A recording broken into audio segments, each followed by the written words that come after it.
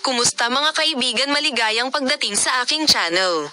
Si Enja Curek, na nahulog tulad ng isang bomba sa mundo ng magazine, ay hindi sapat upang kalmado ang tubig.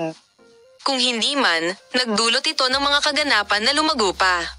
Sa kanyang mga unang pahayag, ang dating mahilig sa sikat na aktor, si Enja Curek ay nagpapahiwatig na ginawa niya siyang isang mahirap na oras sa nakaraan.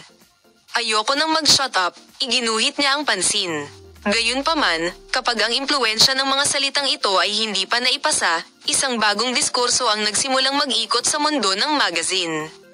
Ayon sa impormasyong nakuha, ang lumang magkasintahan ay naghahanda upang gumawa ng mas detalyadong mga paliwanag.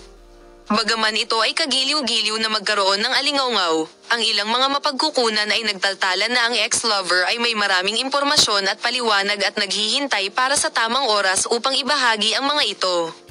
Si Enja Curek ay nahihirapan sa bilangguan sa panahong ito na gumawa siya ng ganoong pahayag sa panahong ito ay maaaring ganap na mabago ang kurso ng mga kaganapan. Sa kabilang banda, ang mga tagahanga at malapit na bilog ni Enja Curek ay patuloy na dumarating sa mga habol na ito.